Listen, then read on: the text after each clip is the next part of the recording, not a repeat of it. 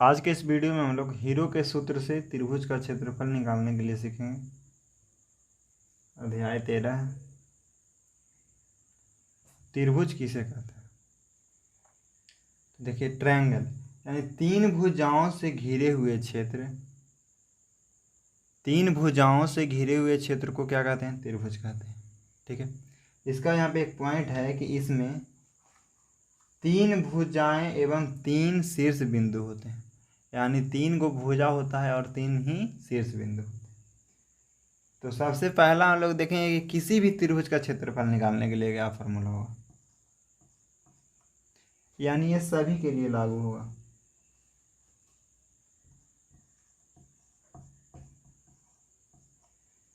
किसी भी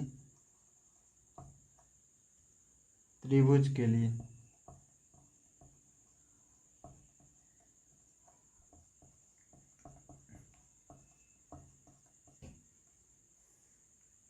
यानी कि कैसा भी त्रिभुज हो, किसी भी त्रिभुज में ये फार्मूला हम लगा सकते हैं। सबसे पहले आपको ध्यान देना है कि एक ट्रायंगल बना हुआ है। इस ट्रायंगल का नाम है ए, एक है बी और एक है सी।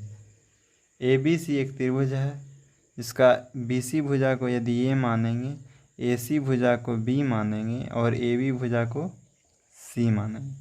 ध्यान देना, ए के सामने हमेशा भुजा को ए मानना है, बी के सामने को बी और सी वाला के सामने वाला को सी मान लेते हैं। ठीक है, तो त्रिभुज का परिमिति क्या होगा?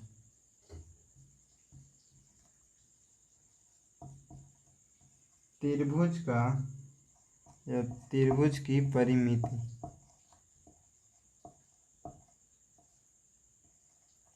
इसका फॉर्मूला हो जाएगा ए प्लस बी प्लस सी। ठीक है, नेक्स्ट इसी में त्रिभुज का अर्ध परिमिति क्या होगा?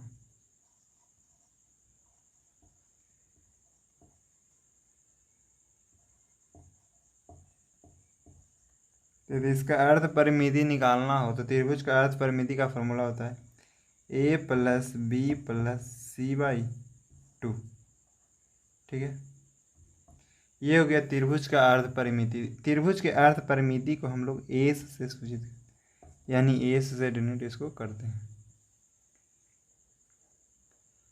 चलिए, यहाँ पे हीरोन के सूत्र से त्रिभुज का क्षेत्रफल बराबर, यानी कि यहाँ पे हम लोग किसी भी त्रिभुज का क्षेत्रफल निकालना हो, यदि उसका त्रिभुज का तीनों भुजा दिया हो तो इसको फॉर्मूला बन जाता है S into S minus A, S minus B और एस माइनस सी के अंडर रूट, यानी root under S into S minus A, S minus B और एस माइनस सी।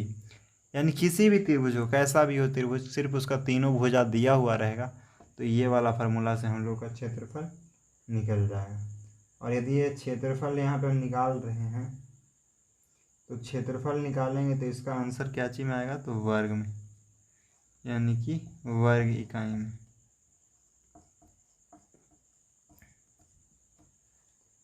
ठीक है, यहाँ पे जो एस है तो एस यहाँ पे क्या है? तो एस है जो अर्ध परिमिति है, एस है जो अर्ध परिमिति है। ठीक है, और ए बी सी त्रिभुज की तीनों भुजाएं। ए बी सी तो पहले हम लिखवाए हैं कि त्रिभुज की तीनों भुजाएं। ठीक है, यदि इसको फिगर से समझाना चाहेंगे तो इस तरह से फिगर बना लेंगे।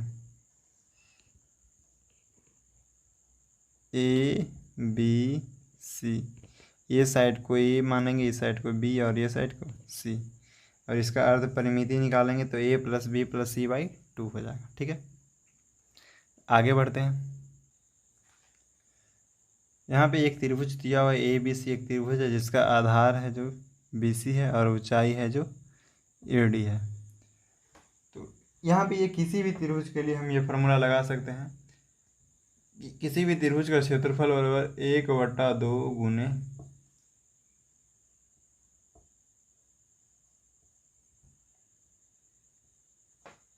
आधार गुने संगत ऊंचाई।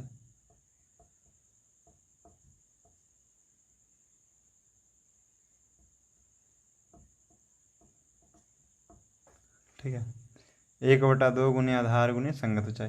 यानी इसको हम लिखना चाहें तो इस तरह से लिख सकते हैं कि 1/2 गुने आधार कितना है तो BC, और इसका संगत ऊंचाई क्या है तो AD।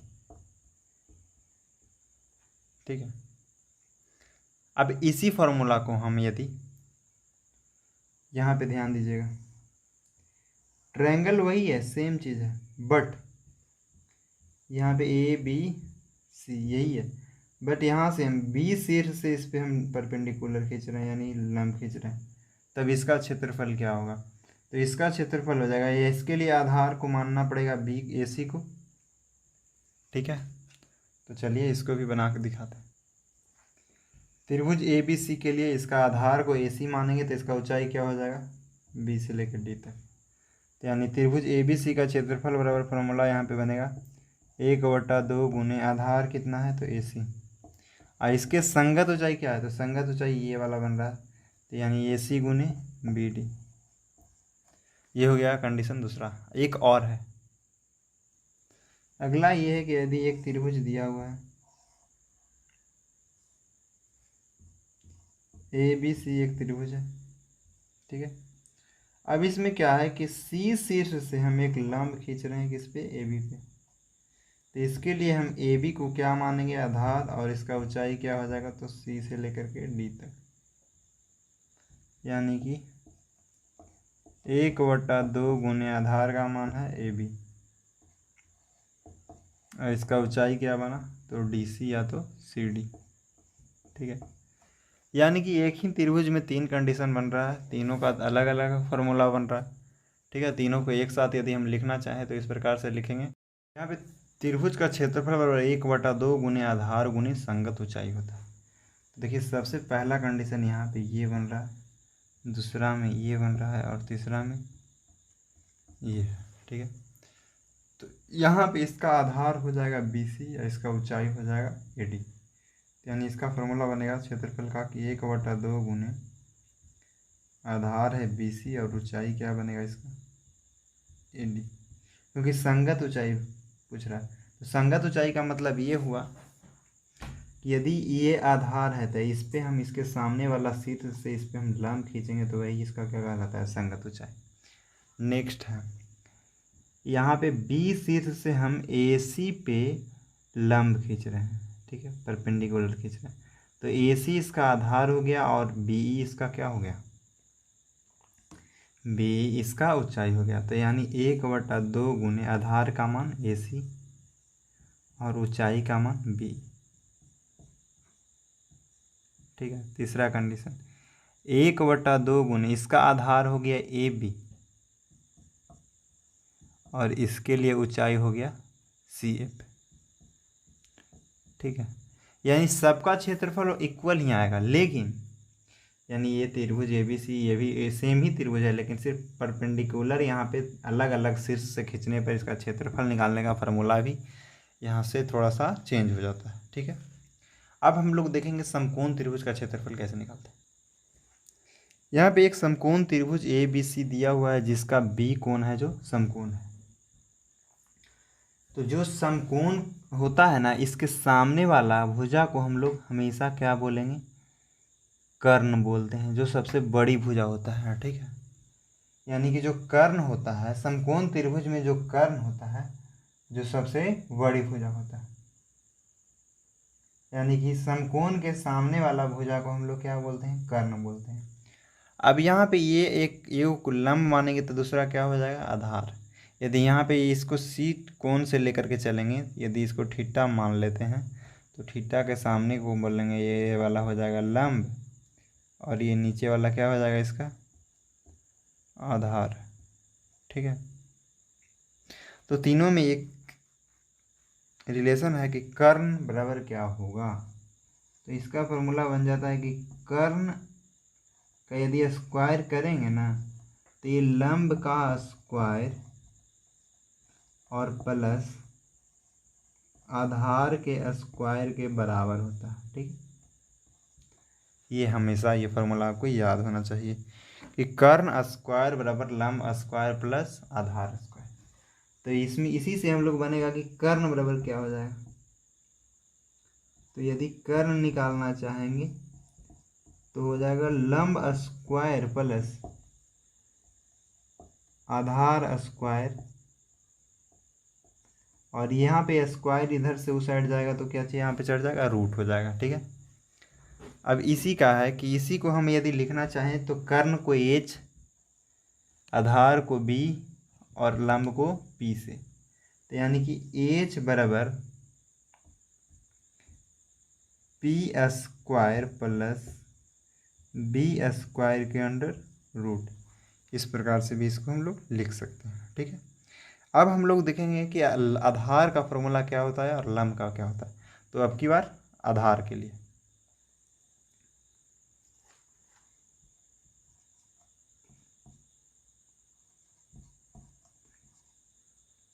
आधार के स्क्वायर बराबर होता है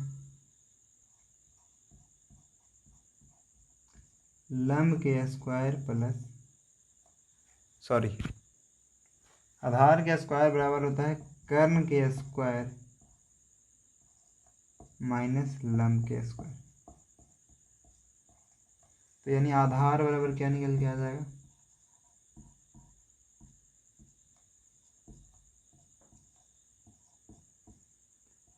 कर्ण के स्क्वायर माइनस लंब के स्क्वायर के अंडर रूट। तो आधार को हम लोग यदि b से सूचित करते हैं, b से दर्शाते हैं, बेस मतलब b, तो ये b बराबर हो जाएगा h square minus P square, यानी root under h square minus P square. ठीक है, अब हम कर्ण लंब निकालेंगे। ठीक है, यहाँ से फॉर्मूला बनता है कि लंब के स्क्वायर बराबर कर्ण के स्क्वायर माइनस आधार के स्क्वायर। ठीक है, तो यहाँ पे लंब बराबर क्या हो जाएगा, तो लंब बराबर रूट अंडर कर्ण के स्क्वायर माइनस आधार के स्क्वायर। ठीक है, तो यानी लंब को यदि p से सूचित करते हैं तो p बराबर हो जाएगा h के स्क्वायर माइनस b के स्क्वायर के अंडर रूट। ठीक है, ये तीन को फार्मूला जो अभी हम लिखवाए, ये तीनों को याद रखना बहुत ज़रूरी है। तो यदि हम इसको एक साथ लिखेंगे, कर्ण बराबर और लंब बराबर आधार बराबर, तो तीनों को एक साथ भी हम लिख देते हैं। सबसे पहला था कि h बराबर P square plus B square के अंडर रूट। दूसरा बना p बराबर, दूसरा b बराबर बना लेते हैं पहले, यानी कि b बराबर root under h square minus P S. ठीक है, तीसरा बनेगा p बराबर h square minus B square के अंडर रूट। ये तीन फार्मूला आपको हमेशा याद रहना चाहिए। ठीक है, तभी आगे इसमें कुछ हो सकता है। जहाँ पे h है जो कर्ण है, b है जो आधार है, और p है जो लंब है। ठीक है, यानी कि यहाँ पे h क्या है, तो h का मतलब हो जाएगा कर्ण। यहाँ पे b क्या है, तो b का मतलब हो जाएगा आधार। यहाँ पे p क्या है, तो p का मतलब हो जाएगा लंब। ठीक है, अब यहाँ पे समकोण त्रिभुज ABC, यानी समकोण त्रिभुज ABC का क्षेत्रफल क्या हो जाएगा, यानी त्रिभुज ABC का क्षेत्रफल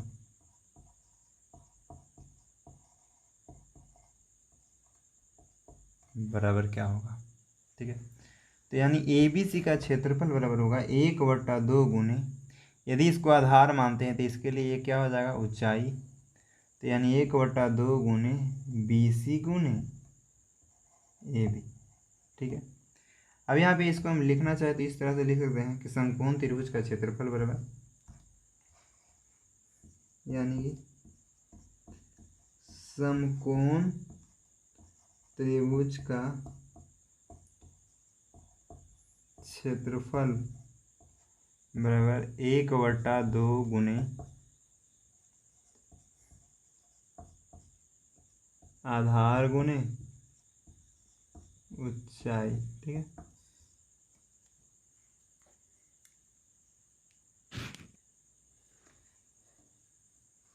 यदि यहाँ पे भी चाहे तो दो कंडीशन बना सकते हैं। यदि इसको आधार मानते तो ये इसके लिए क्या हो जाता, ऊंचाई। लेकिन हम यहाँ पे अभी इसको आधार मान रहे हैं तो इसके लिए ये क्या हो जाएगा, इसका ऊंचाई हो जाएगा। ठीक है, नेक्स्ट हम लोग पढ़ने वाले हैं समबाहु त्रिभुज। समबाहु त्रिभुज क्या होता है? ठीक है, तो यदि समबाहु त्रिभुज का यदि हम लिखना चाहें तो जिस त्रिभुज का सभी भुजा क्या हो,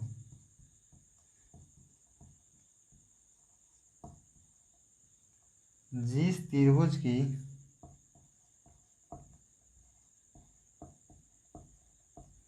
तीनों भुजाओं की लंबाई बराबर हो,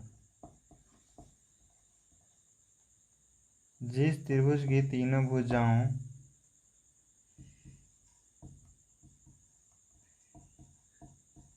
की लंबाई बराबर हो, तो कैसा त्रिभुज कहलाएगा, तो समबाहु त्रिभुज कहलाएगा। ठीक है, यानी कि यहाँ पे यदि एक त्रिभुज बनाएंगे ए बी सी, तो यदि इसका ये भुजा ए होगा तो ये भी कितना हो जाएगा, ये भी कितना हो जाएगा, ए। यदि ये 5 होगा तो ये भी 5, ये भी 5, ये 10 होगा तो ये भी 10, ये भी 10, ये भी 10, ये 20 होगा तो 20 20 20। यानी किसी वैसा त्रिभुज जिसका सभी भुजा आपस में क्या हो, बराबर हो, तो इसे क्या बोलेंगे, समबाहु त्रिभुज बोलते हैं। ठीक है, अब हम समबाहु त्रिभुज का परिभाषा तो हम बता चुके क्या होता है, इसका मतलब क्या होता है, यानी कि जिस त्रिभुज का सभी भुजा आपस में बराबर हो तो उसको समबाहु त्रिभुज बोलेंगे। यानी इसका भुजा को ए मान रहे हैं। ठीक है, तो सभी भुजा तो आपस में बराबर है। यदि शीर्ष ए से हम बी सी पे एक लंब खींचेंगे तो ये इसके लिए क्या हो जाएगा, ऊंचाई हो जाएगा। ठीक है, ये इसके लिए ऊंचाई हो जाएगा। तो समबाहु त्रिभुज का यानी समबाहु त्रिभुज ए बी सी का पहले हम निकाल लेते हैं क्षेत्रफल। तो इसका क्षेत्रफल बराबर फॉर्मूला बनता है, समबाहु त्रिभुज का क्षेत्रफल बराबर √3/4 गुने भुजा के स्क्वायर। देखो भुजा हमेशा यहाँ पे सभी भुजा क्या है, भुजा है जो बराबर है किसके, एक के, तीनों भुजा बराबर है। ठीक है, तो यानी तीनों भुजा में से कोई भुजा को भी यहाँ पे हम लिखेंगे तो क्या हो जाएगा, बराबर। यानी कि 3/4 यानी √3/4 गुने भुजा को क्या लिख सकते हैं, ए के स्क्वायर। ठीक है, ये हो गया समबाहु त्रिभुज का क्षेत्रफल का फॉर्मूला। अब यहाँ पे समबाहु त्रिभुज का ऊंचाई निकालना हो तो क्या करेंगे, यानी यदि इसको डी माने ये पॉइंट को, और ये लंबाई कितना है तो ए है। ठीक है, तो यानी कि ए डी बराबर क्या होगा, ऊंचाई बराबर। तो समबाहु त्रिभुज का ऊंचाई का जो फॉर्मूला बनता है, यहाँ से इसको पूरा पढ़ना है, समबाहु त्रिभुज ए बी सी का ऊंचाई बराबर कितना हो जाएगा, ऊंचाई। तो इसका ऊंचाई का फॉर्मूला बनता है √3/2 और गुणे भुजा। यानी इसको लिखना चाहे तो इस प्रकार से लिख सकते हैं कि √3/2 गुने ए। ठीक है, अब यदि इसका हम लोग परिमाप या तो परिमिति निकालना चाहेंगे तो क्या होगा, समबाहु त्रिभुज का परिमिति। परिमिति का मतलब होता है चार, जितना भी इसका किनारा है सभी को ऐड करेंगे तो यहाँ से चलेंगे ये वाला यहाँ तक और फिर यहाँ तक, यानी 1a 2a और 3a। यानी कि इसका परिमिति बराबर होता है 3 गुने एक भुजा की लंबाई, यानी एक भुजा की लंबाई। तो बताओ 3 गुने एक भुजा का मतलब हुआ कि 3 गुने a यानी 3 है। यानी समबाहु त्रिभुज का परिमिति बराबर क्या हो गया, 3 है। नेक्स्ट पढ़ेंगे कि यदि समबाहु त्रिभुज का क्षेत्रफल दिया हुआ हो, क्या दिया हुआ हो, यदि इसका एरिया दिया हुआ रहता, तो यानी एरिया दिया हुआ हो तो यदि इसका निकालना चाहेंगे इसका एक भुजा क्या होगा, तो समबाहु त्रिभुज का एक भुजा का मतलब होगा पहले बोल चुके हैं कि क्या दिया हुआ है, क्षेत्रफल दिया हुआ है। तो क्षेत्रफल दिया हुआ है तो इसका फॉर्मूला हो जाएगा √4 गुने क्षेत्रफल बटा √3। ठीक है, ये रूट है जो दोनों पे है, नीचे तक आएगा। ठीक है, ऐसे एक भुजा की लंबाई निकालना हो तो ये फार्मूला लगाएंगे। ठीक है, यदि यहाँ पे समबाहु त्रिभुज का ऊंचाई दिया हुआ हो तो भुजा बराबर क्या होगा, इसको हम लोग इस तरह से भी लिख सकते हैं कि समबाहु त्रिभुज का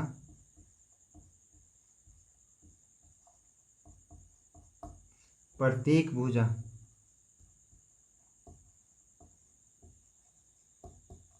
यानी प्रत्येक भुजा क्या हो जाएगा, यानी कि इसको लिख सकते हैं ए बराबर क्या होगा।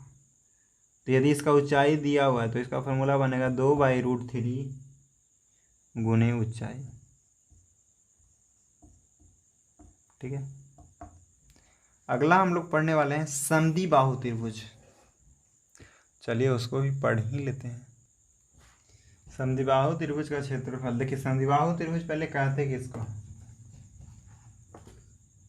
वह त्रिभुज जिसकी दो भुजा आपस में बराबर हो, उसे क्या कहेंगे, समद्विबाहु त्रिभुज। यानी ये वाला ये है, ये दोनों आपस में कैसा है, बराबर भुजा। यदि ये 10 होगा तो ये भी 10, ये 15 तो ये भी 15, ये 20 तो ये भी 20, 30 तो ये भी 30। और इसका एक भुजा का मान ही होगा जो क्या होगा, चेंज होगा, अलग होगा इस दोनों से। ठीक है, तो समद्विबाहु त्रिभुज का क्षेत्रफल का फॉर्मूला होता है क्षेत्रफल बराबर, यानी एरिया निकालना है तो क्षेत्रफल बराबर b/4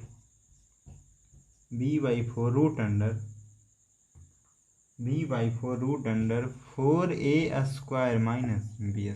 ठीक है, समद्विबाहु त्रिभुज का क्षेत्रफल का फॉर्मूला ये वाला याद कर लेना। अगला, इसका ऊंचाई बराबर क्या हो जाएगा,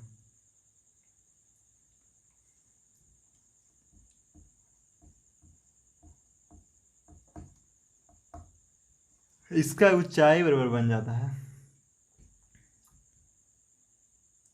1/2 √4a² माइनस b²। यानी कि यहाँ पे क्या है कि 4a² माइनस b²। चलिए यहाँ पे जो a है जो क्या है, यदि यहाँ पे हम लिखना चाहें तो a है जो समान भुजाओं की लंबाई है, जो दो भुजा बराबर है ना उसका लंबाई है।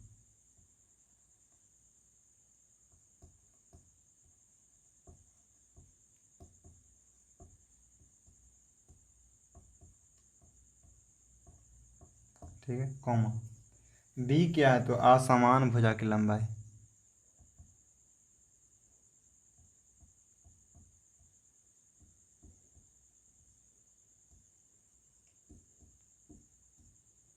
असमान भुजा की लंबाई। ठीक है,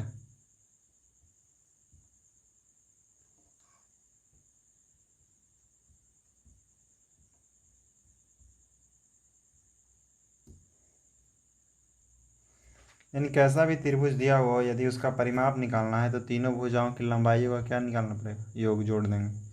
यानी यदि a है, ये b है, ये c है, तो यदि इसका परिमाप निकालेंगे तो ये b plus bc plus ac, यानी तीनों भुजाओं का योग हो जाएगा। ठीक है,